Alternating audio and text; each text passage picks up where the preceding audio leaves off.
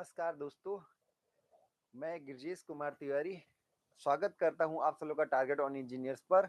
और आज हम सब लोग पहली क्लास कर रहे हैं इंजीनियरिंग मैकेनिक्स की, जो फंडामेंटल सब्जेक्ट है। आपको इवन फर्स्ट सेमेस्टर में पढ़ाया जाता है। किसी भी, आप चाहे बीटेक कर रहे हो, चाहे डिप्लोमा इंजीनियर्स हो, ए और जे किसी भी एग्जाम में आपको फर्स्ट सेमेस्टर में पढ़ाया जाता है। तो one of the basic subject of your curriculum, and for civil engineering and mechanical engineering, I think this is most important subject for all types of engineering. If you are pursuing computer science engineering, then you should know about the what is engineering mechanics. तो basically क्या है कि engineering mechanics एक बहुत basic subject है, जो आपको दुनिया में अगर जिंदगी जीना है तो इस सब्जेक्ट की एक पहचान, एक समझ तो होनी ही चाहिए। और इवन आप इंजीनियर नहीं भी हैं, अगर आप इंजीनियर नहीं है तो भी इस सब्जेक्ट की एक पहचान होनी चाहिए, क्योंकि ये सब्जेक्ट आपको लाइफ से जुड़ी हुई चीजों को, कौन कहाँ पर क्या होगा, कैसे होगा, कैसे किसी चीज को जोड़ा जा सकता है, क्या हो सकता है, मतलब सारी चीजों को, जैसे आप कभी कभी जानते तो नहीं कि इंजीनियरिंग मैकेनिक्स, पर वो अप्लाई कर रहे होते हैं। पानी खींच रहे हैं, उठा रहे हैं पानी, किस स्पीड में खींचे कि रस्सी न टूटे। ठीक है, अगर आप पानी खींच रहे हैं और किस रस्सी में खींचे कि पानी न टूटे, या कोई मान लीजिए कुएं से खुद अपने हाथों से पानी उठा रहा है, तो किस स्पीड में खींचे कि खुद कुएं में ना गिर जाए। मतलब आप कहीं ना कहीं बैलेंस कर रहे होते हैं चीजों को, पर आप शायद उसको इंजीनियरिंग मैकेनिक्स ना जानते हो। पर जो मैकेनिकल और सिविल इंजीनियरिंग है उसको अच्छे से समझना है, हर एक पहलू को जानना है कि मैकेनिक्स। तो आप ध्यान रखिए, ये सब्जेक्ट बहुत फंडामेंटल सब्जेक्ट है और आपको बेसिकली इस सब्जेक्ट की पहचान तो होनी ही चाहिए। अगर आप इस सब्जेक्ट को सच में अच्छे से जान गए तो आपको मैकेनिकल और सिविल इंजीनियरिंग बहुत आसान लगने वाला है। हो सकता है कि इसका वेटेज कम हो सकता है किसी एग्जाम पॉइंट ऑफ व्यू से इससे क्वेश्चंस कम आते हो, पर इसको क्यों आप जोड़ के देखते हैं? क्योंकि ये सब्जेक्ट्स ही सबकी बेसिक है। हर सब्जेक्ट में आपने कहीं ना कहीं इस सब्जेक्ट को यूज किया होगा। अगर आप सिविल इंजीनियर और मैकेनिकल इंजीनियर हैं, अगर आप अपना पैर जमीन पर रखते हैं, तो भी आप इंजीनियरिंग मैकेनिक्स की बात कर रहे होते हैं। और पैर पैर क्या, हम सब लोग तो अपना फाउंडेशन बना के पूरी महल को तैयार कर देते हैं। उस फाउंडेशन में किस हद तक, कितने हाइट तक, कितने स्टोरीज तक महल को सहने की क्षमता है, उस पर बात जानने के लिए इस सब्जेक्ट से जरूर गुजरना पड़ेगा। एक एक रॉड में क्या क्या बातें होने वाली हैं, इन सब चीजों के बारे में इस सब्जेक्ट से गुजरना पड़ेगा। तो ये आपका मोस्ट फंडामेंटल सब्जेक्ट है, इसकी पहचान आपको अच्छे से होनी चाहिए। ठीक है, अगर इस सब्जेक्ट को आप अच्छे से समझ गए तो ये ध्यान रखिएगा कि आगे आपको सच में बहुत ही आसान लगने वाला है मैकेनिकल और सिविल इंजीनियरिंग। तो आज नए सब्जेक्ट, नए उत्साह, नए जोश के साथ हम सब लोग शुरू करते हैं, जहां पर हम सब लोग अपने हाथों में फ्रैक्चर के किस एंगल में कैसे टूटा और क्यों टूटा, इन सब लोगों से लेके कार के मोशन, ट्रेन के मोशन, और उसके बाद बॉल को प्रोजेक्ट करेंगे, मतलब और फ्रिक्शन की बात डिटेल में करेंगे। फ्रिक्शन कब आता है? अगर आप बेंच पे बैठ के देख रहे हो, या हमारी क्लास अगर आप बेंच पे बैठ के अटेंड कर रहे हो, तो 2 बार सरक जाइएगा और आपका पैंट घिस चुका होगा। बात सही। तो फ्रिक्शन क्या होता है, कब आता है, क्या कंडीशन होनी चाहिए, इन सब पे भी हम सब लोग, इन सब सारे पहलुओं पे हम बात करने वाले हैं इस सब्जेक्ट में। और पहला लेक्चर है तो बहुत ज्यादा आपको ब्रॉड वे में ही चीजों को ले जाएंगे कि क्या क्या इस सब्जेक्ट में होने वाला है। और अगर आप किसी सब्जेक्ट को पढ़ने से पहले जान लेते हैं कि ये सब्जेक्ट हमारे लिए इतना उपयोगी होने वाला है कि हर एक बातों को कैसे कैसे हम डील करेंगे, तो आप थोड़ा सा, आपका और भी पढ़ने की ताकत बढ़ती है कि अरे वाह यार, इसमें तो सब कुछ मजा ही मजा है। चलिए, तो बहुत बेसिक सब्जेक्ट है, ये ध्यान रखिएगा। और इसको आप नकार नहीं सकते कि हम इंजीनियरिंग मैकेनिक्स क्यों पढ़ें। इंजीनियरिंग मैकेनिक्स, चाहे आप डिप्लोमा होल्डर्स हैं, और चाहे आप डिप्लोमा होल्डर्स हैं, और चाहे आप किसी बीटेक ग्रेजुएट लेवल के एग्जाम है, या इवन आप किसी भी लेवल पर हैं, आप अगर रिसर्च भी कर रहे हैं, तो आपके टिप में हर जगह आपको कहीं ना कहीं फोर्स बैलेंस तो आना ही आना है। ये सब क्या है, फोर्स क्या है, बेसिकली काफी कुछ तो हमारा इसी में बात चर्चाएं रहेंगी कि फोर्स है क्या। ठीक है, और आप मैकेनिक्स क्यों नहीं पढ़ा रहे हैं? आप इंजीनियरिंग मैकेनिक्स क्या बात कर रहे हैं यार? इंजीनियरिंग मैकेनिक्स, ध्यान देखिए मैकेनिक्स बहुत ब्रॉड टर्म है यार। फ्लूइड मैकेनिक्स भी है, वेव मैकेनिक्स भी है, क्वांटम मैकेनिक्स भी है। क्या सब हम सारी मैकेनिक्स पढ़ सकते हैं क्या? इतना हो ही नहीं सकता, हमारे बस की बात ही नहीं कि हम सारी मैकेनिक्स पढ़ सके। पर हम सब लोग इंजीनियरिंग मैकेनिक्स या इसी का नाम अप्लाइड मैकेनिक्स है, जो सब्जेक्ट हम पढ़ने जा रहे हैं। अप्लाइड मैकेनिक्स या इंजीनियरिंग में मतलब क्या है कि जो आप दैनिक जीवन में आप डेली सूझबूझ के साथ देख रहे होते, उन कंपोनेंट्स की मैकेनिक्स पढ़नी है जो अप्लाइड, जो आप एप्लीकेशन में डेली ला सके। बात समझ में? तो एक बात ध्यान रखिएगा कि मतलब हम आपको इतने बेसिक प्रैक्टिकल एग्जांपल से लेके डील करेंगे। इस सब्जेक्ट में आपको फील नहीं करना है, इस सब्जेक्ट को सीखना है कि आपको ये जानना है कि हम अपनी एहसासों में कैसे उतार सके इस सब्जेक्ट को। ठीक है, एक बार कंप्लीट कोर्स करिएगा तो आपको आनंद आएगा, आप बहुत खुश होंगे कि सर कुछ नहीं तो कम से कम हम जान तो पा रहे हैं कि इसमें कैसे क्या हो रहा है। किसी को रस्सी से लटका रहे हो, रस्सी से लटकाने में क्या बातें होती हैं? क्या रस्सी टूट जाएगी? या रस्सी को बचा के रखने के लिए किस एंगल पर रस्सी से खींचें, या किसी को किधर ले जाना है, ये सारी बातें अगर आप सोच पा रहे हैं कि सर ऐसा हो जाता तो बेहतर था, और वैसा हो जाता तो बेहतर था, उसी को करने के लिए इस सब्जेक्ट को थोड़ा हम सब लोग न्यूमेरिकली अप्रोच भी कर लेंगे। पहले तो ये सब्जेक्ट यही सिखाएगा कि इस काम को करने के लिए इस तरह से फोर्स लगाइए, और कितना लगाइए, थोड़ा सा इसका न्यूमेरिकल अप्रोच भी आपको आ जाएगा तो आप बेहतर कर ले जाएंगे। बात समझ में आ रही? तो अब आपको आनंद ही आनंद आने वाला है। बहुत बेहतरीन सब्जेक्ट है, one of the most fundamental, most important, most basic subject of your life, not your exams, not for only for your exams. हम आपको एग्जाम के पॉइंट ऑफ व्यू पर तो ले ही जाएंगे, क्वेश्चन की औकात नहीं कि सॉल्व ना हो, क्वेश्चन की औकात नहीं कि सॉल्व ना हो, बस ये है कि आपको इस क्वेश्चंस के अलावा इस सब्जेक्ट की और लाइफ में क्या इंपॉर्टेंस है ये जान पाए। कुर्सी पे बैठे हैं, चेयर पे बैठे हैं, चेयर टॉपल कर जाएगा, चेयर क्रश कर जाएगा, चेयर टूटेगा कि नहीं टूटेगा, ये सब बातें आप सोच पाए। और हम आपको एरोप्लेन की बात नहीं करते जो जनरल लाइफ में हर कोई नहीं संभव हो पाता। इसको दीजिए, मतलब आप अन्यथा मत लीजिएगा, कोशिश जरूर करिए कि एरोप्लेन आपके घर पे आके खड़ी हो आपकी। लेकिन चलिए कोई बात नहीं, तो अब उस पे नहीं बात, बात हम तो एक चेयर पे कर रहे हैं, नॉर्मल सी चेयर जिस पे आप बैठे हैं। कभी कभी पलट जाता है, क्यों पलट जाता है? उसकी इच्छा, क्योंकि उसमें भूत आ जाता है। ठीक है, तो ये जो भूत है ना, इस भूत को भगाने का काम इंजीनियरिंग मैकेनिक्स करेगा। ठीक है, कि क्यों टॉपल किया इसकी बात करेगा। किसी का ऐसे, जैसे किसी के हाथ ऐसे पकड़ के खींच लिए, टूट गया, किसी ने ऐसे हल्का सा रगड़ दिया तो दो चार बाल चले गए, दो चार बाल उखड़ गए। इस बाल को उखड़ने में क्या बातें हुई, क्यों उखड़ गया, क्यों आपका ऐसा हुआ, इन सब चीजों के बारे में हम सब लोग जानेंगे। तो बेसिक सब्जेक्ट से आपको अच्छे से, पहला लेक्चर है, फंडामेंटल चीजें समझ में आएंगी। कई बार हम सीढ़ी को बैलेंस करेंगे, लैडर जो होता है आप वाल पर, तो लैडर का बैलेंस करेंगे। उसके बाद हम सब लोग कई बार रस्सी का केस करेंगे, लामिस थ्योरम पढ़ेंगे, पैरेललोग्राम लॉ पढ़ेंगे, खूब ढेर सारी बातें होंगी। पहला सब्जेक्ट, पहला टॉपिक बहुत इंपॉर्टेंट रहेगा।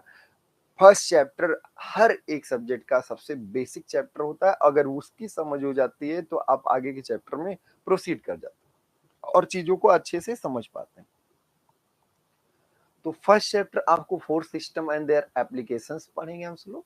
फर्स्ट चैप्टर, इसमें ध्यान रखिएगा, इस सब्जेक्ट में हम आपको 6 सब्जेक्ट्स, मतलब 6 अलग-अलग चैप्टर्स पढ़ाएंगे। 6 चैप्टर्स होंगे, कंप्लीट होगा, और यही आपके एग्जाम पॉइंट ऑफ व्यू से होगा। एक बात ध्यान रखिएगा, स्टेट इंजीनियरिंग सर्विसेज में ज्यादातर इसकी इंपॉर्टेंस है। किसी भी स्टेट इंजीनियरिंग में अगर आप बात करें तो स्टेट इंजीनियरिंग में आपका हर बार मैकेनिक्स का वेटेज बहुत ज्यादा होता है। इवन आप चाहे वेस्ट बंगाल में हो, चाहे आप तेलंगाना में हो, चाहे आप किसी नॉर्थ इंडिया के जम्मू कश्मीर से लेके गुजरात और फिर उत्तर प्रदेश, मध्य प्रदेश, किसी भी स्टेट के हों, तो इन सब जगहों पे आपको हर एक state engineering diploma exams and as well as JEE both exams, अगर आप असिस्टेंट इंजीनियर्स भी हैं स्टेट इंजीनियरिंग में, तो उसमें भी इस सब्जेक्ट की पहचान बहुत ज्यादा रहती है। हाँ, अगर आप किसी सेंट्रल लेवल की जॉब की बात कर रहे होते हैं तो उसमें इसका वेटेज तो उतना नहीं होता, पर फंडामेंटल सब्जेक्ट है, इसकी अगर समझ हो जाती है तो आगे के और जो आपके सब्जेक्ट्स हैं वो आसान लगने लगते हैं। जैसे अगर हम आपसे बात करें तो इंजीनियरिंग मैकेनिक्स का ही एक एडवांस वर्जन आपका स्ट्रेंथ ऑफ मटेरियल था। इंजीनियरिंग मैकेनिक्स का ही एडवांस वर्जन आपका क्या था? Strength of material. तो स्ट्रेंथ ऑफ मटेरियल को भी अगर आपको समझना है तो बिना मैकेनिक्स के ना होगा, उसमें इक्विलिब्रियम की बात रहती है। अब इसी में आप force system and their applications में क्या क्या पढ़ने वाले, पहले तो फोर्स ही जान लो भैया। जिसको पढ़ने वाले, जिससे सब्जेक्ट का नाम बन जाता है, जिससे चैप्टर का नाम बन जाता है, तो उसकी बात तो जाने, व्हाट इज फोर्स। तो आप सब लोग फोर्स की डिफिनेशन पढ़े भी होंगे, फील भी किए होंगे, महसूस भी किए होंगे, बात हम सब लोग भी कर लेंगे कि what is force. I think इस सब्जेक्ट में कुछ ऐसा आपको नया नहीं लगेगा कि आपने कभी सुना ही नहीं।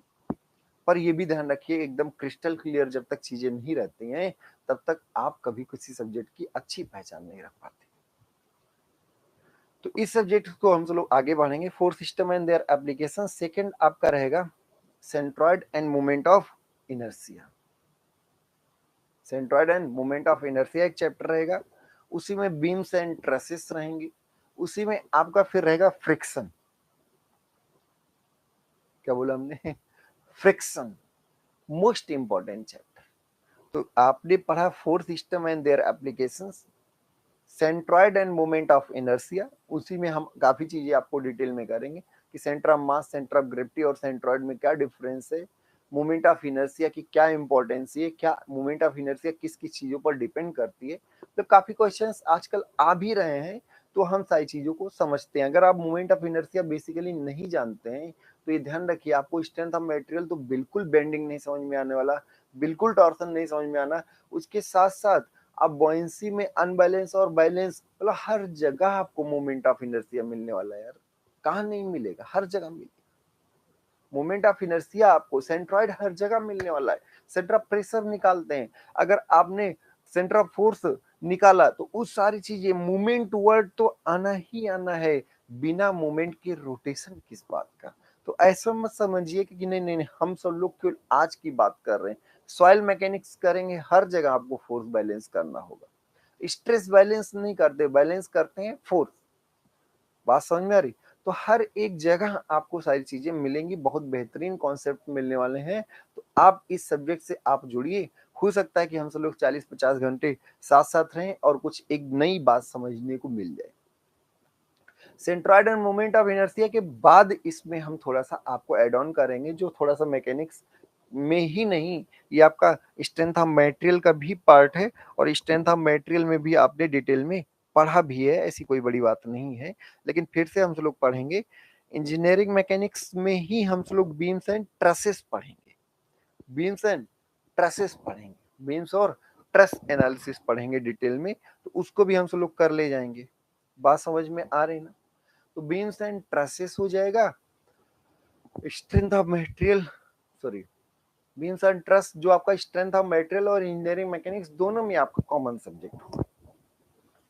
आगे बढ़े, उसके बाद एक मोस्ट इंपॉर्टेंट जो होगा, जो हर जगह है, पानी अगर फ्लूइड, पानी अगर पाइप में बह रहा है तो वहां भी थोड़ा सा पाइप को खींच के खरोच के ले जाना चाह रहा है, स्केलिंग हो जा रही है कई बार। तो मतलब कहीं ना कहीं स्टीम अगर फ्लो कर रहा है तो स्टीम क्या दे रहा है, स्केल फॉर्मेशन कर दे रहा है। मतलब हर जगह आप ध्यान रखिए, इस सब्जेक्ट को आप नकार नहीं सकते।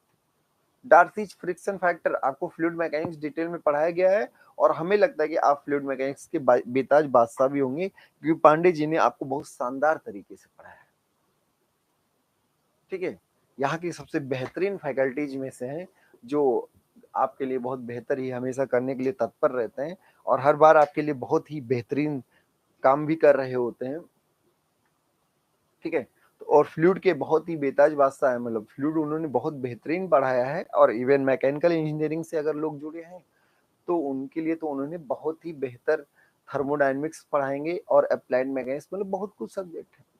पांडे सर का रोल बहुत ज्यादा है आपकी लाइफ में, आपकी लाइफ को कन्वर्ट करने में। तो पांडे सर आपसे जुड़ेंगे, और फ्लूइड मैकेनिक्स हमारे ख्याल से कंप्लीट हो रहा होगा। ठीक है, फ्लूइड मैकेनिक्स पहले स्टार्ट हुआ तो पहले कंप्लीट हो रहा होगा, इसलिए हम लोग आगे बढ़ते हैं। और चीजों को फिर से करते हैं। क्लियर? ठीक है, चलो भाई। तो फ्रिक्शन वर्ड क्या है? फ्रिक्शन कौन नहीं जानता फ्रिक्शन के बारे में? कौन नहीं, मतलब दुनिया भर के लोग फ्रिक्शन के बारे में जानते हैं, सब कोई जानता है। हवा आई गाल को ऐसे रगड़ के चली गई, क्या बात है। किसी का हाथ आया ऐसे सहला के चला गया, तो किसी का हाथ आया खरोच के चला गया। अब कोई सहला के, मतलब किसी का एहसास बड़ा अच्छा रहा, किसी का एहसास ने गड्ढे बना दिए। ठीक है, तो ध्यान रखिए कि कब किस एहसास को आप अच्छा मानेंगे और किसको गड्ढा मानेंगे, वहीं पे बात आएगी फ्रिक्शन। और वो फ्रिक्शन अगर ज्यादा हो गया तो फिर दिक्कत आएगी। ठीक है, अगर आप सब लोग बेंच पे बैठे हैं और 4 बार सरक लिए, पैंट ही घिस जाता है। रोज अगर आप ऐसे सरकते रहे तो पैंट घिसता चला जाता है।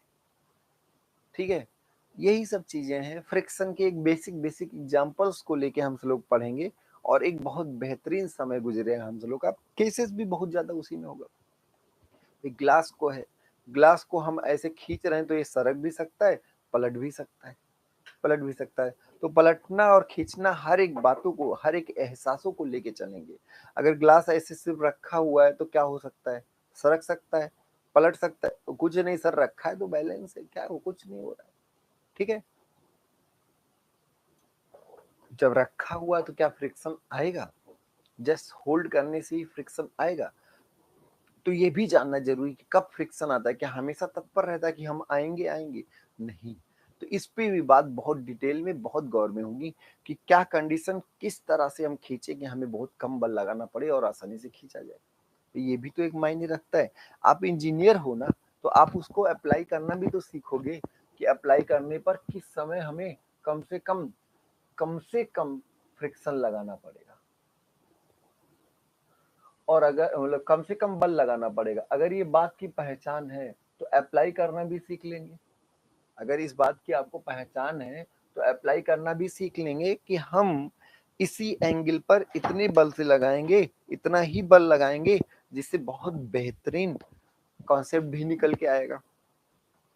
तो सारे केसेस में हम देखेंगे खींचना आसान होता है कि ढकेलना आसान होता है, पुलिंग और पुशिंग में कौन बेहतर होता है।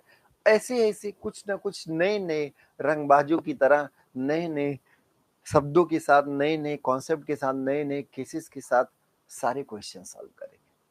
और एक बात जिंदगी में याद रखना, जितने केसेस करा देंगे उनसे हट के कुछ है नहीं। वही है, क्या है, आदि है, यही अंत है। सब कुछ यहीं पर आपको मैकेनिक्स का मिल जाएगा। तो ये भी बहुत इंपॉर्टेंट बात होती है कि आपको हम कंप्लीट चीजें दे सके, कंप्लीट पैकेज हम आपको ये गारंटी के साथ दे सके। क्योंकि आप हमसे जुड़े ही क्यों? आप हमसे हम इसलिए जुड़े कि आप हमारे लिए सच में कुछ बेहतर कर सके। और अगर हम कुछ आपके लिए बेहतर करते हैं तो शायद हम अपने आप को भी धन्य मानेंगे और आप हमको ना भुला पाएंगे। ठीक है, तो यही सारी चीजें हैं। इन्हीं सब शब्दों के साथ हम लोग नया सब्जेक्ट शुरू करेंगे। इसी बीच एक वर्ड आएगा, काइनेटिक्स। सर आप तो सारी बातें कर लिए, बीम पढ़ लिए, सेंट्रॉइड पढ़ लिए, फ्रिक्शन पढ़ लिए, force system and their applications पढ़ लिए, 4 चैप्टर हो गया। Force system and their application, centroid and moment of inertia, beams and trusses, और उसके बाद आया फ्रिक्शन। उसके बाद क्या है? फ्रिक्शन। और फिफ्थ चैप्टर आपका होगा काइनेटिक्स, जो मल्टीपल चैप्टर्स का कॉम्बिनेशन है। काइनेटिक्स जो आपका है वो क्या है? मल्टीपल चैप्टर्स का आपका कॉम्बिनेशन है। तो हम इन सब चीजों को भी पढ़ेंगे डिटेल में कि काइनेटिक्स में क्या क्या होने वाला है। तो काइनेटिक्स में कुछ हम बेसिक डिफिनीशंस पढ़ेंगे पहले।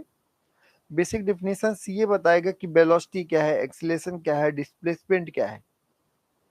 वेलोसिटी, एक्सीलरेशन, डिस्प्लेसमेंट, ये सब क्या है, इन सब के बारे में हम लोग जानेंगे पहली बात। ठीक है, तो पहली बात हम सब लोग यही समझ पाएंगे कि बेसिक बेसिक क्या इंस्टेंटेनियस वेलोसिटी और एवरेज वेलोसिटी सेम थिंग है। ये भी एक इंपॉर्टेंट बात आएगी। इंस्टेंटेनियस वेलोसिटी और एवरेज वेलोसिटी क्या सेम वर्ड है? नहीं। क्या इंस्टेंटेनियस एक्सीलरेशन और एवरेज एक्सीलरेशन अलग, एक सेम चीज है? और एक्सीलरेशन क्या बताता है, वेलोसिटी क्या बताता है? इन सब सारे एस्पेक्ट, इन सारे पहलुओं को हम लोग ध्यान में रखते हुए आगे बात करेंगे। ठीक है, समझ में आ रहा है ना? तो ऐसे ऐसे छोटी छोटी चीजों को हम लोग डेली सीखेंगे, कुछ नया सीखते हुए, नए आयाम, नई पहचान की तरफ बढ़ते हुए उसी बात आएगी कि आप तो सर मोशन मोशन मोशन कर लिए, तो मोशन तो हो गया भाई, मोशन तो हो गया, पर आएगा मोशन में प्रोजेक्टाइल मोशन। फिर क्या आएगा? Projectile motion. तो अब फिर आप प्रोजेक्टाइल मोशन को डिटेल में पढ़ेंगे। उसमें ज्यादातर आपका इंक्लाइन प्लेन का केस बहुत कम आता है, जनरल ही आता है। तो जनरल प्रोजेक्टाइल मोशन की बात हम लोग करेंगे, बहुत आसान आसान चीजें रहेंगी। ठीक है,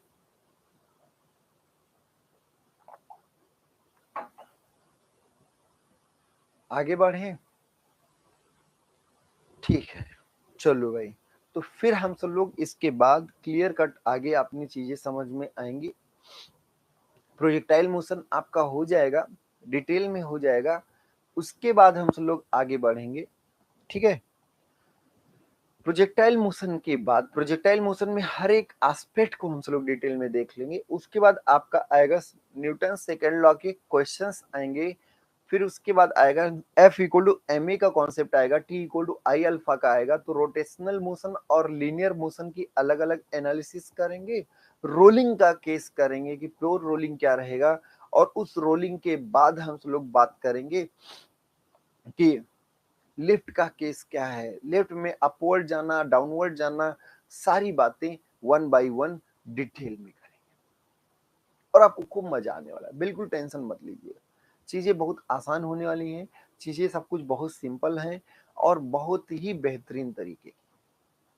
तो ये सारी चीजें आप डिटेल में कर लेंगे, करा भी देंगे हम, बिल्कुल टेंशन लेने की बात नहीं। इतनी सी बात में आपका आ गया linear momentum, angular momentum, kinetic energy, linear kinetic energy, rotational kinetic energy, मतलब बेसिक डिफिनीशंस क्या है इन सब की। तो ये सब जान के गुरुजी करोगे क्या? तो कहीं एनर्जी कन्वर्जिंग डिवाइस पढ़ रहे हैं, पंप्स के बारे में पढ़ रहे हैं, तो वहां आपको पावर की जरूरत पड़ेगी। तो पावर की कैलकुलेशन की बात आएगी, पावर क्या होता है, वर्क क्या होता है, एनर्जी क्या होती है। तो अगर आप बेसिक्स नहीं जाएंगे तो इफिशियंसी तो दूर की बात हो जाएगी, इफिशियंसी तो आपकी बहुत दूर की बात हो जाएगी ना। बात समझ में आ रहा है ना? तो ये सारी चीजें हम सब लोग ध्यान से देख लेंगे, सब कुछ बहुत डिटेल में कर लेंगे। ठीक है, इसके बाद ये सारी चीजें होने के बाद, ये सब कुछ करने के बाद हम सब लोग और भी आसान चीजों की तरफ बढ़ेंगे, आगे समझेंगे चीजों को कि क्या क्या होने वाला है। तो पावर आ जाएगा, पावर आने के बाद आपका एनर्जी कंजर्वेशन आएगा। पर क्या एनर्जी कंजर्वेशन कभी भी लगा सकते हैं?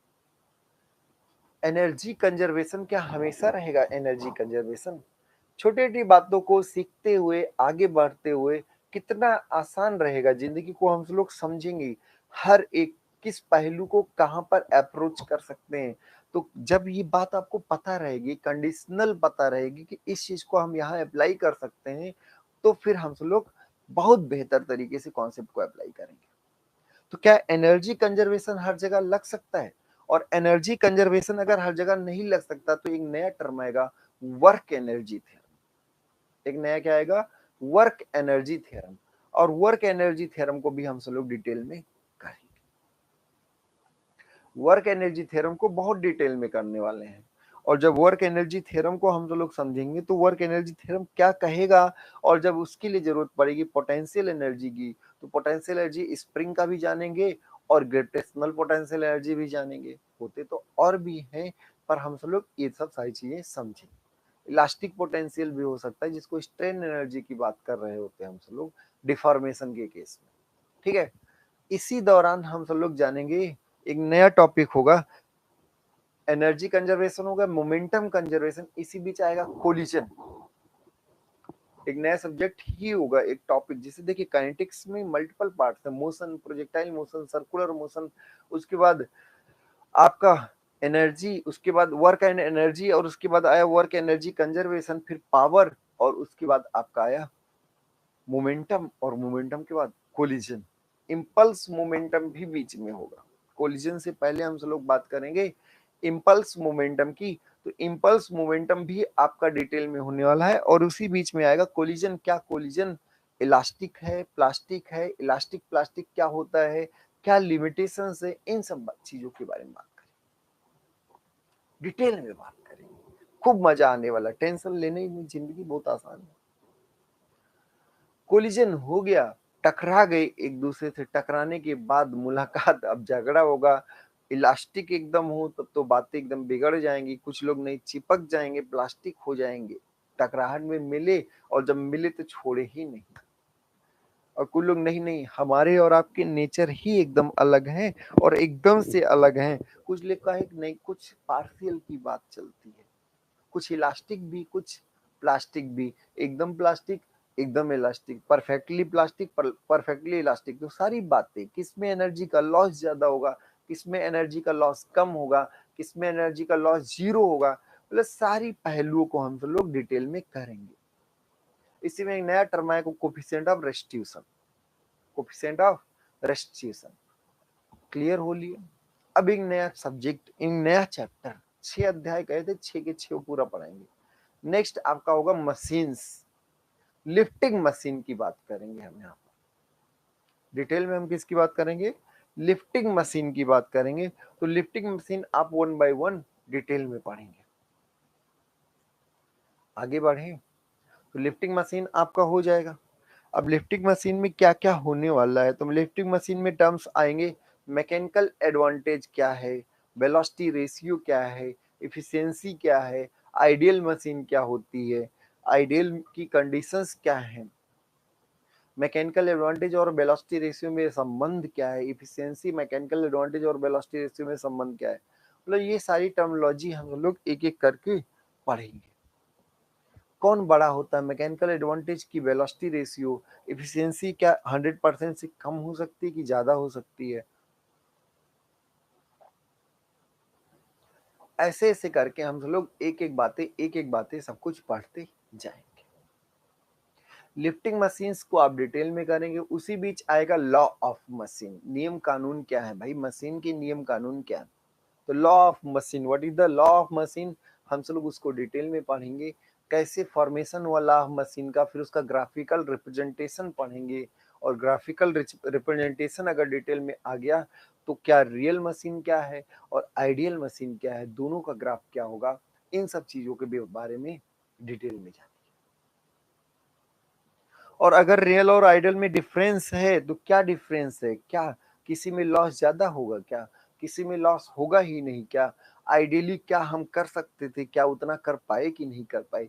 ऐसे कई क्वेश्चंस आएंगे। लॉस ऑफ इफर्ट आएगा, loss of input means effort रहेगा तो लॉस ऑफ इफर्ट रहेगा, फिर लॉस ऑफ आपका लोड भी होगा, क्या आप उतना लोड उठा पाए कि नहीं। तो ऐसे ऐसी सारी चीजें आप ध्यान से करेंगे। बहुत डिटेल में से चीजें होने वाली हैं, टेंशन लेने की जरूरत नहीं है। ठीक, चलिए। तो अभी तक तो हमने आपको स्ट्रेंथ ऑफ मटेरियल डिटेल में पढ़ा दिया है। स्ट्रेंथ ऑफ मटेरियल आप डिटेल में कर लिए होंगे।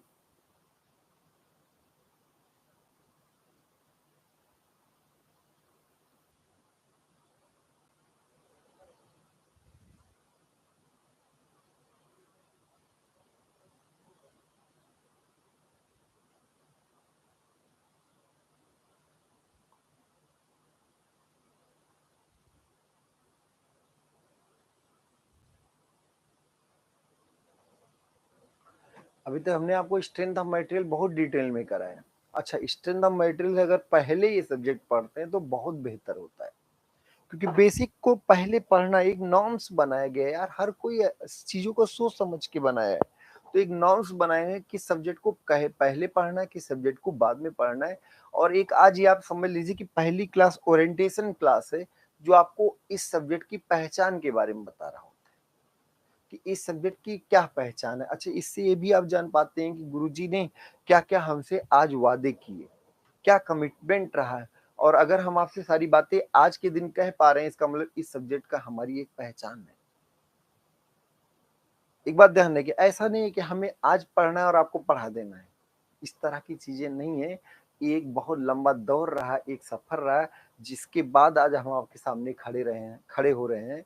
तो एक बहुत बड़ा अनुभव रहा है, सिलेक्शन भी काफ़ी रहे हैं। अब उसकी बात चर्चा नहीं करेंगे परिचर्चा, लेकिन वो चर्चाएँ अगर आप करें तो बेहतर है।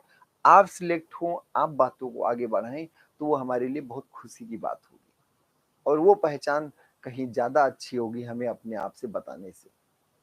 तो हमारी पहचान आप बताएँ तो ये बेहतर होगा और हमारी पहचान आपसे ही है। आप अगर आप बहुत अच्छा करते हैं तो हमारी पहचान अच्छे में होगी, अगर आप बहुत अच्छा नहीं कर पा रहे हैं तो वो उसका भी क्रेडिट हमें ही लेना होगा। क्यों? क्योंकि हम ही आपको गाइड कर रहे हैं। अगर आप हमारे जैसे स्टूडेंट हैं, जैसे घर में ही होता है, अगर बच्चा बिगड़ गया तो भी माता-पिता ही को ही क्रेडिट लेना चाहिए और अगर सही है, अगर बहुत अच्छा का बिगड़ना सही होना ये भी एक रिलेटिव कॉन्सेप्ट है। रिलेटिव वेलोसिटी की बात करेंगे यार इसी बीच। तो रिलेटिव कॉन्सेप्ट है, कोई अच्छा कोई बुरा ये बातें हम नहीं जज कर सकते। वो आप किस नज़रिए से देख रहे हैं उस पर भी डिपेंड करता है। कई बातें हैं तुलनात्मक, कभी भी अच्छा बुरा तो एक तुलना ही तो है, कंपैरिजन ही तो है। तो अगर आप कंपैरिजन कर रहे हैं, अच्छा बुरा की बात कर रहे हैं, तो ये एक रिलेटिव कॉन्सेप्ट है कि आप किस नज़रिए को, किस पहलुओं को अहमियत देते हुए बात कर रहे हैं। बात समझ में आ रही है ना? तो ऐसे कुछ ना कुछ हम सब लोग देखते रहेंगे। तो आप अगर अच्छा कर रहे हैं, बहुत बेहतर कर रहे हैं, उसी का हम गुणगान तो करेंगे, अच्छी बात। भाई हर बार हर कोई अच्छा ही बताता है। आप भी अपनी अच्छाइयों को ही हर जगह रिप्रेजेंट करने की कोशिश करते हैं। भले ही आप घर में चोरी किए हो उसको थोड़े बताएँगे। तो हम भी जैसे है कि हमारा कोई अगर बच्चा बेहतर कर रहा है तो हम उसका गुणगान करेंगे, इसमें कोई बुराई भी नहीं है और शायद यही एक ह्यूमन नेचर भी है। इसी बात को लेकर लोग आगे बढ़ते भी हैं, इसमें कोई नई चीज़ नहीं है। ऐसे ही जीवन भी चलता रहता है। हम आपसे, आप हमसे, सब हर कोई एक-दूसरे से जुड़ा हुआ है, चीज़ें सिस्टमैटिक चलती रहती हैं। तो कोई घबराने की बात नहीं है। आप कोशिश करें कि आप बेहतर करें, हर दिन आप कुछ नया कर सकें। कुछ नया सीखें, हर दिन आपके लिए शुभ हो।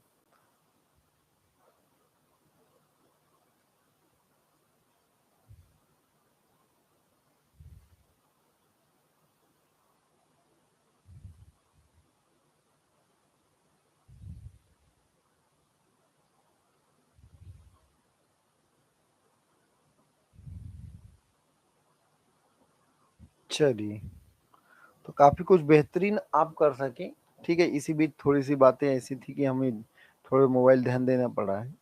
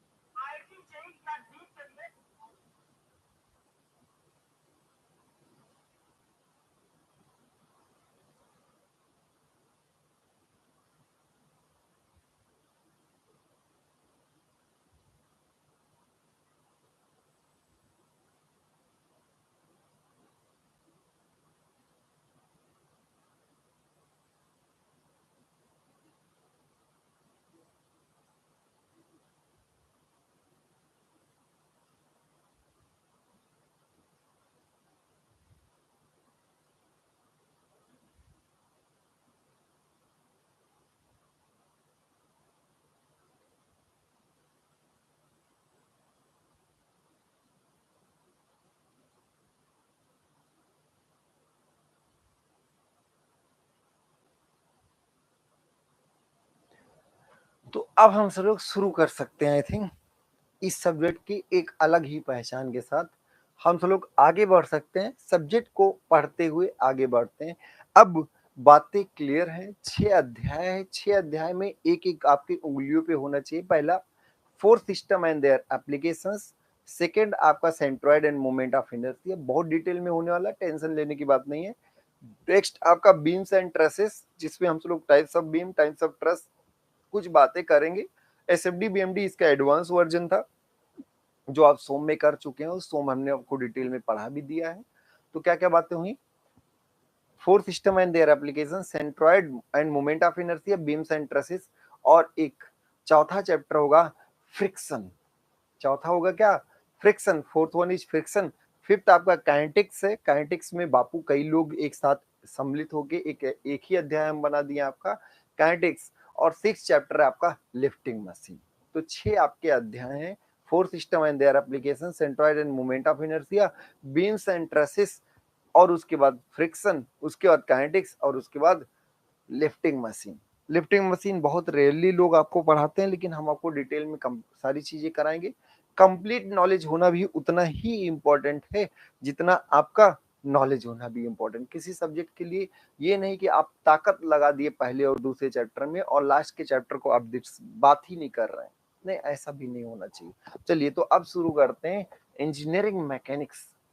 बात क्या है, मैकेनिक्स क्या है भाई, सिंपल सी बात, मैकेनिक्स क्या है, व्हाट इज मैकेनिक्स, सब लोगों ने पढ़ा भी होगा, इसमें कोई नई चीज ये नहीं है। हाँ ये जरूर है, कुछ आपका दौर बड़ा कठिन रहा, उसी बीच से आप गुजरे, प्रमोटेड रहे आप लोग, कई आप में से कई ऐसे बच्चे रहे होंगे जो मैकेनिक्स इसलिए नहीं पढ़ पाए कि उसी समय कोरोना का एक बहुत बुरा प्रभाव चलता रहा।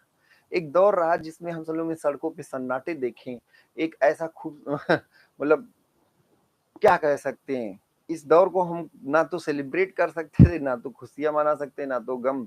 कुछ लोगों को अच्छा भी लगा कि चलिए कुछ सुकून के दिन आए, लेकिन बहुत लोगों के साथ बहुत कुछ कठिनाइयां भी गुजरी, तो बहुत समस्याएं भी रही। तो आपका ये हर एक चीज को वही है कि बड़े लोगों के लिए आपका आराम करना, परिवार के साथ बैठना भी एक सेलिब्रेशन होता है, और किसी का परिवार के साथ बैठ जाना उनके भुखमरी का शिकार हो जाना होता है। तो खैर चलिए इस पे क्या चर्चाएं करें, ये एक अपने आप में ही डिबेट का विषय रहा। पर चलिए, तो आप इसी दौरान आपने बीटेक और डिप्लोमा किया, और फिर आपने इस सब्जेक्ट की पहचान खो दी। क्यों? क्योंकि आप उस अध्ययन में सम्मिलित ही नहीं हो पाए जो आपको मिलना चाहिए था। अगर सारी चीजें घर बैठे ऑनलाइन ही हो जाती तो शायद हम ऑफलाइन क्लास ही क्यों करते। इन स्कूलों का खुला रहना ही क्या अच्छा था। हर एक स्कूल अगर स्टूडियो ही बन जाते, अगर हर कोई स्टूडियो ही बन जाता, हर कोई आपका ऑनलाइन ही पढ़ा रहा होता, तो इन स्कूलों का क्या मतलब, इतनी बड़ी बड़ी बिल्डिंगों का क्या जरूरत है। 11 टीचरों का 11 क्लासरूम, बस इतने से काम चल जाता। लेकिन नहीं, ऐसा नहीं। उस स्कूल जाना, ऑफलाइन में क्लास अटेंड करना, वो अपना एक अलग ही दौर होता है। उसमें एक अलग ही पहचान होती है, एक अलग लोगों से मुलाकात रहती है, एक अलग लोगों के साथ संबंध रहते हैं, एक दूसरे से अलग ही होड़ लगी होती पढ़ने की, और सब कोई मिल बांट के मिल के पढ़ रहे होते हैं। टीचर आपके सामने आपकी बातों को, आपकी मनोदशा को देख के चीजों को और अच्छे ढंग से समझाने की कोशिश करता है। ठीक है, तो ये एक समय होता है, चीजों को देख लिया जाता है। खैर चलिए, आपका दौर रहा, हम इस तरह से आपसे रूबरू हुए कि हम इसी मोड में ही आपसे मुलाकात कर पाए। अगर आप किसी भी कहीं भी हैं, अगर आप ऑफलाइन क्लासेस भी अगर हमारी अटेंड कर सकें तो बहुत ही बेहतर है। ऑफलाइन एक जिंदा दिली का निशान होता है, जिसमें हम और आप अपने आप को एक दूसरे से सामने विचारों को प्रदर्शित करते हुए आगे बढ़ रहे होते हैं, और उन विचारों में कहीं ना कहीं एक दूसरे की हामी भी होती है। जब तक हम और आपके विचार मिल नहीं पाते, तब तक ऑफलाइन में हम सब लोग आगे बढ़ नहीं पाते। खैर चलिए, तो मैकेनिक्स क्या है। मैकेनिक्स देखिए एक जनरलाइज टर्म है, जिसमें हम कुछ नहीं, सिंपल सी बात पढ़ते हैं। अब देखिए, लिखने के लिए आप लैंग्वेज में जाएंगे तो मैकेनिक्स विज्ञान की वह शाखा है। मैकेनिक्स इज द क्या है, branch of science, engineering science. Mechanics is the branch of engineering science in which we deals with the forces and their application.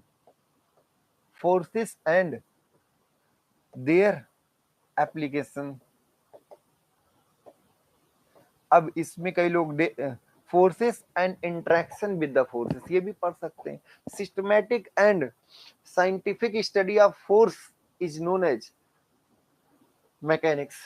कई तरीके की बातें होती हैं, क्रमबद्ध और वैज्ञानिक तरीके से बल और बल के प्रभाव को पढ़ना ही मैकेनिक्स कहते हैं। एकदम बेसिक चीज पढ़ते हैं, और कुछ है ही नहीं यार इस पूरे मैकेनिक्स में। आप देखेंगे सिर्फ फोर्स की बात रहेगी और उसका प्रभाव प्रभाव क्या होता है अभी बात कर लेंगे। तो the systematic application, the systematic and scientific study, systematic and scientific study of the force and their effect is known as mechanics। ठीक है, क्रमबद्ध तरीके से अगर आप वैज्ञानिक रूप से बल और बल के प्रभाव को पढ़ते हैं तो वही आपका क्या है, मैकेनिक्स है। तो यही आप कह सकते हैं engineering is the branch of sorry mechanics is the branch of engineering science. Mechanics engineering science की वह शाखा है in which we deal with the forces and their applications. Simple सी बात है, मैकेनिक्स क्या है, इंजीनियरिंग साइंस की एक ब्रांच है जिसमें हम बल और बल के प्रभाव को पढ़ रहे होते हैं, सिंपल। अब इसी मैकेनिक्स में आप बेसिकली फोर्स की बात कर रहे हैं तो इसको आप सिर्फ इंजीनियरिंग मैकेनिक्स में ही रखिए, अप्लाइड मैकेनिक्स में ही रखिए, क्योंकि जब आप क्वांटम मैकेनिक्स की बात कर रहे हो, जब आप वेव मैकेनिक्स की बात कर रहे होते हैं तब आपका नहीं। तो इंजीनियरिंग मैकेनिक्स जिसमें सिर्फ बल और बल के प्रभाव की बात होगी। अब क्वेश्चन है कि मैकेनिक्स है क्या, तो आप ये समझ गए गुरुजी सिर्फ बल के बारे में बात करेंगे, बल क्या है। जब यही इसी की बात करनी है तो इसको तो जाने यार कि बल क्या है, बल क्या है और बल कर क्या सकता है। तो अगर आप इसको डिटेल में बता देते हैं व्हाट इज फोर्स, अगर आप इसकी बातों को एहसास कर पाते हैं कि व्हाट इज फोर्स, तो एप्लीकेशन तो बात का विषय होता है, एप्लीकेशन तो बात। अब अगर आपको याद हो अपनी बचपन की बातें जो आप एकदम बेसिक से पढ़ते आ रहे, अच्छा एक बात सोचिए, एक बार सोचिए कि हम गए दीवार पर अपना सर ऐसे लगा के ढकेल रहे हैं, क्या कर रहे हैं, क्या कर रहे हैं भाई। तो आप कहेंगे सर बल लगा रहे हैं, अब दिखाओ बल, बल लगा दिखाओ बल। अरे यार आंखें थोड़े हैं कि इसे निकाल के गोटियां खेल लिए दिखा दिए, उंगली थोड़े है कि आपको दिखा दे लिए देखो उंगली है, ये हमारी फोर फिंगर है, हम आपको दिखा रहे हैं, आप भी देख रहे हैं। ये हमारा थंब है, राइट हैंड का थंब है, दिखा रहे हैं। मतलब कुछ चीजें जो होती हैं जो विजिबल होती हैं, काफी कुछ चीजें होती हैं। जैसे आपसे पानी की बात करें तो पानी ऐसे आपको पलट दिए, लो भाई ये पानी इसके अंदर भरा हुआ है, जो विजिबल है जिसको हम लोग देख भी सकते हैं। पर कुछ चीजें ऐसी होती है जो देखी नहीं जाती हैं, उनके प्रभाव से उनको समझा जाता है। एक्चुअल में फोर्स को पढ़ा ही नहीं जा सकता कि फोर्स क्या है। कोई भी आपसे को दिखाए फोर्स दिखाओ, पटक के मार देगा, कहा लगाए फोर्स अब लो। तो आप कहोगे आपने तो फोर्स नहीं दिखाया, उसका प्रभाव हमें दिखा दिया। तो वो कहा कि बेवकूफ हो, ये फोर्स जो है ना ये प्रभाव से ही पढ़ा ही जाता है, उसी से जाना ही जाता है। एक बात ध्यान रखिएगा, फोर्स कोई अगर दिखाने की बात कर दे, नहीं, फोर्स की प्रभाव को जरूर दिखाया जा सकता है। और हाँ ये जरूर बात है कि ऐसा अगर हुआ, अगर ऐसा हुआ मतलब कि कुछ ना कुछ फोर्स लगा होगा। तो फोर्स आपकी कोई ऐसी क्वांटिटी नहीं है जो आपको विजिबल हो, जो आप कैरी कर सकें, ऐसा कुछ नहीं। फोर्स कभी भी आपको विजिबल या कैरी करने के लिए नहीं होगा जिसको कहीं टंकी में भर लिए और लेके बांध के दौड़ रहे हैं, लो फोर्स, ऐसा नहीं है। फोर्स हमेशा अपने प्रभाव से ही जाना जाता है। अब जैसे आप सर मारे दीवार में, या तो आपका सर में या फूट गया, सर फूट गया, या दीवार गिर गई, जो पॉसिबल हुआ हो, जो आपकी जैसी दीवार हो वो तो डिपेंड करता है, आपका सर मजबूत की दीवार। स्ट्रेंथ भी तो नाम की कोई चीज होती है, तो स्ट्रेंथ अलग चीज है और फोर्स अलग चीज है। पर जब दीवार गिरा, आपने सर मार दिया, दीवार टेढ़ी हो गई, आपने कहा देखो बल लगाया हमने। किसी ने कहा अभी समझ में हमें नहीं आया, तो दो थप्पड़ कस दिए ऐसे। जब आया यहाँ पे, जब दो चार बार ऐसे वो चौंक गया, तब उसको अरे कुछ दिन बाद तो ये लाल लाल सूजा हुआ स्वेलिंग हो गई। अब उसने कहा ये देखो बल उस दिन लगाए थे ना, उसका ये प्रभाव है, तो जो ये प्रभाव है। तब उसने कहा यार हमें बल तो तुम तब भी नहीं दिखाए, फिर दूसरे पे कस दे रहा, कहते अब भी नहीं दिखा क्या, तो कहेगा दिखा तो नहीं। तो उसने कहा कि अब हम तुम लोग एक बात पे सहमत होते हैं कि फोर्स हमेशा अपने इफेक्ट से जाना जाएगा। ऐसे जैसे हमने बीच बीच में बातें भी की हैं, कोई कहे एनर्जी कहाँ है, कहीं एनर्जी दिखा देते तो जाके उसी को पकड़ लाते, रखे रहते, काम चलता रहता, क्योंकि एनर्जी से तो जिंदगी चलनी है। तो किसी ने कहा यार एनर्जी, एनर्जी इसी प्रोटीन में है, निकाल लो एनर्जी। तो प्रोटीन दिखा के और एनर्जी बता रहे हो, बेवकूफ बना रहे हो। तो हमने कहा नहीं, उसको खाओगे तब आपको काम करने की क्षमता आ जाएगी। इसका मतलब उसके खाने से, उसके कंजम्पशन से आपके अंदर क्षमता आ गई। वो आपका डायरेक्टली कोई प्रभाव नहीं कर सकता। हर एक एनर्जी हमेशा प्रभाव दिखाए ऐसा नहीं है, उसको एक मशीन की जरूरत होती है। एनर्जी अपना प्रभाव दिखाए ऐसा नहीं है, उसको एक मशीन की जरूरत पड़ेगी। वो मशीन आप हैं। रोटी के अंदर एनर्जी है, पर पड़ी है तो पड़ी है, कोई काम की नहीं है। लेकिन जब उस रोटी को आप कंज्यूम करेंगे, आप एक मशीन हुए जो रोटी की एनर्जी, रोटी की केमिकल एनर्जी को यूज करके कोई दूसरा काम कर पा रहे हैं। तो हमेशा ध्यान रखिए कि आप कभी फोर्स को फोर्स से नहीं पढ़ेंगे, फोर्स को फोर्स के एप्लीकेशन। मतलब आप ये कह सकते हैं कि फोर्स ही एक ऐसा कोई कारण है, फोर्स ही एक ऐसा एजेंट है, फोर्स ही एक ऐसा एक्सटर्नल स्टिमुलाई है जो जो क्या करता है, जो किसी भी बॉडी को उसकी अवस्था में परिवर्तन करने की कोशिश करता है या कर देता है। या पढ़े भी हैं कि बल वह बाह्य कारक है, बल वह बाह्य कारक है जो किसी वस्तु की अवस्था परिवर्तन कर देता है या अवस्था परिवर्तन करने का प्रयास करता है।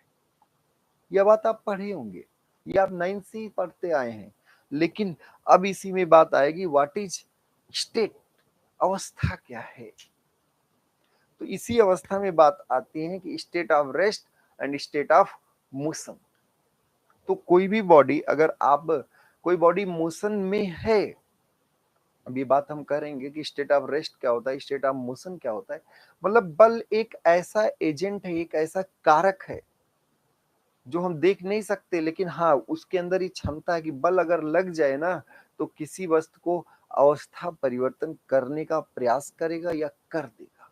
मतलब कि अगर कोई बॉडी मूविंग कंडीशन में है, अगर कोई बॉडी मूविंग कंडीशन में है तो उसको स्टेशनरी में ला सकता है, अगर कोई बॉडी स्टेशनरी कंडीशन में है तो उसको मूविंग कंडीशन में ला सकता है। ठीक है, अब यहीं पे बात आती है कि स्टेशनरी कंडीशन और मूविंग कंडीशंस क्या होती है।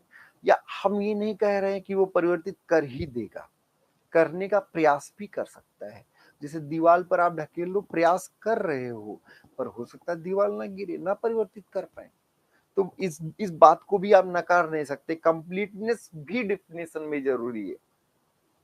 ठीक है, डेफिनेशन इतना नहीं, जैसे आपसे हमने 2 से 10 तक पढ़ा हुआ था, सुनने के लिए कहा तो आप 2 से 8 तक पढ़ा दिए, सही सही बताए, कोई दिक्कत नहीं। पर वो 2 भी तो आप नहीं बताए ना। इसलिए आजकल एमएसक्यू टाइप के क्वेश्चन आने लगे हैं, multiple select question. Multiple select question ये नहीं कहता कि आप हमें सही बताएं, हमें सारे सही सही बताएं। समझ में आई बात की नहीं? 4 में से 3 सही हो सकता है, पर हमें तीनों सही सही बताइए।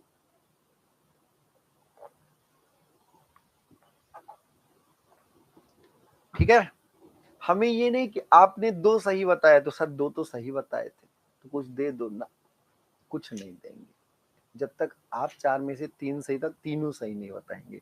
तो कंप्लीटनेस आपके लिए, मतलब किसी सब्जेक्ट का कंप्लीट नॉलेज होना भी बहुत जरूरी है, ना कि नॉलेज होना।